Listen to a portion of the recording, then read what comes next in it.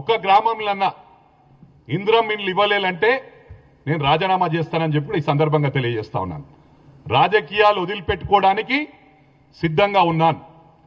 అదేవిధంగా 10 సంవత్సరాలు ration card ఇయ్యని ఘనత మీకు దక్కింది.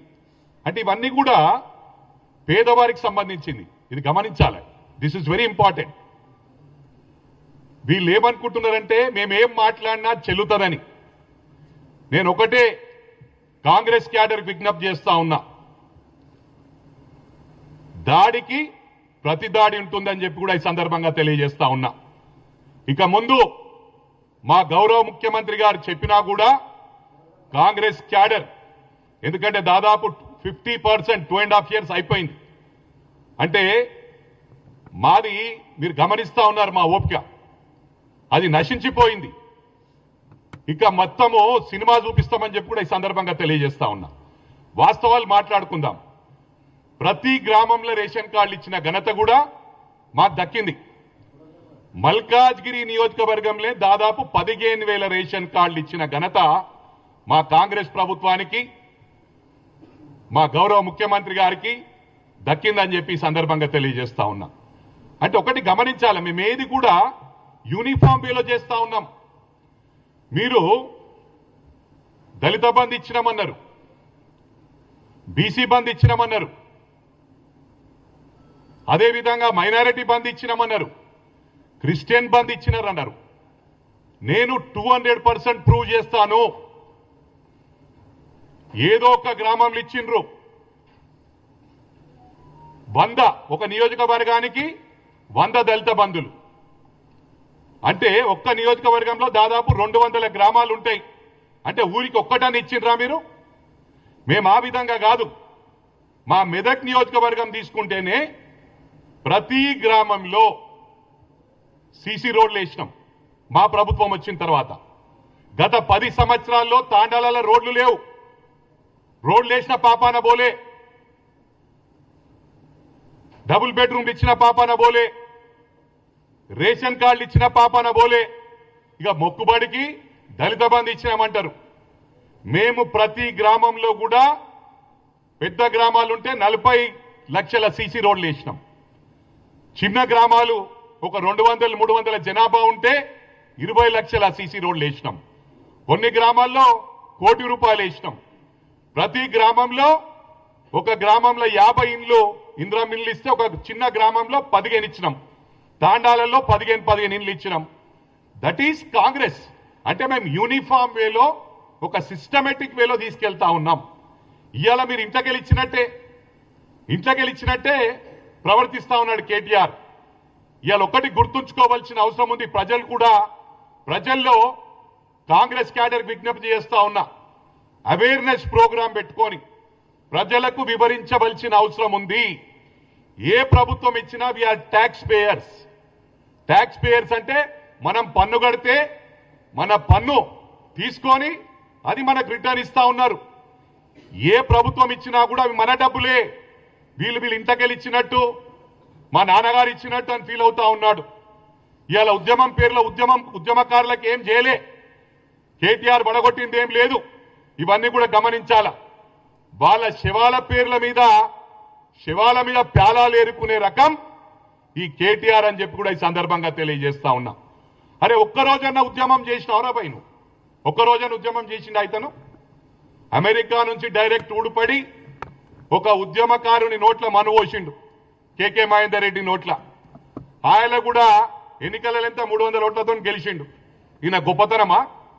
ఈయన పడగొట్టింది ఏంది? పడగొట్టింది ఏం లేదు. ఓన్లీ ఫోన్ ట్యాపింగ్ చేసుడు, లేకపోతే మొత్తం సెలబ్రిటీస్ ను మొత్తం వాళ్ళ జీవితాలు నాశనం చేసుడు, ఎన్నో కుటుంబాలు నాశనం చేసిండు. అంటే ఓన్లీ సెలబ్రిటీస్ గురించి చెప్తా ఉన్నా. మొన్న కొందరు సిరిసిల్ల వాళ్ళు చెప్తున్నారు, అన్నా వాళ్ళే కాదు చాలా మంది జీవితాలు పాడు చేసిన ఘనత కేటీఆర్ దక్కిందని. నీ చరిత్ర అదేరా భయ్. ఫస్ట్ ఎవరితో ఛాలెంజ్ చేసేటప్పుడు ఫస్ట్ మిసాల్ పెంచుకోను, సవాల్ విసిరేమ తప్పుడు. ఇది గమనించాలా. చాలా మాట్లాడుతున్నావు. నిన్న అల్వాల్కి వచ్చినావు. అల్వాల్ మల్కాజ్గిరి వచ్చి నిన్న ప్రోగ్రామ్ ఏం ప్రోగ్రామ్ అది? Voters awareness programme.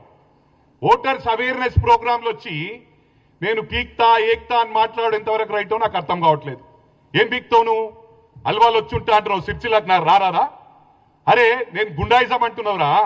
గుండాయిజం చేసింది ఎవరు? ఒక బ్రాహ్మణ్ కుటుంబాన్ని, అడ్వకేట్ కుటుంబాన్ని మిట్ట మధ్యాహ్నం మంత్రినిలా నరికి చంపిన ఘనత నీ పార్టీకి దక్కింది. నువ్వు ఇలా మాట్లాడుతా ఉన్నావు. దళితులను ఉష్క మాఫియా చేసినవరా భయ్. 1000 కోట్ల రూపాయలు ఓన్లీ సిరిసిల్లాల నేరేలా సంపాదించడం అని చెప్పి నేను ఛాలెంజ్ ఇస్తుతా ఉన్నా. ప్రూవ్ చేయి. 8 మంది దళితులను వాళ్ళని సంసారానికి వాడికి పనికి రాకుండా 3rd డిగ్రీ ఇప్పించిన ఘనత నీకు దక్కిందిరా భయ్. టోటల్ పోలీస్ డిపార్ట్మెంట్ ను మిస్యూజ్ చేసిన ఘనత నీది. మరి అదే విధంగా ప్రవాళిక కేసు, ఆ రోజు అమ్మాయి సూసైడ్ చేసుకొని చనిపోయింది. గ్రూప్ 2 ఎగ్జామ్ పోస్ట్పోన్ అయినందుకు ఆయన వాళ్ళ బ్రదర్ క్లియర్ గా స్టేట్మెంట్ ఇవ్వడం జరిగింది.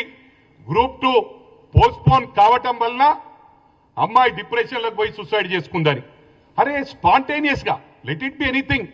అరే పోలీస్ ఇన్వెస్టిగేట్ చేస్తా ఉన్నారు, తప్పకుండా సమాచారం ఇస్తా అని చెప్పాలి. కానీ స్పాంటేనియస్ గా లవ్ మ్యాటర్ అని చెప్పుడు ఎంతవరకు రైట్ రా? ఒక కుటుంబాన్ని ఉసురు దాక్తారా నీకు? ఈ విధంగా మాట్లాడు, మానేసుకో.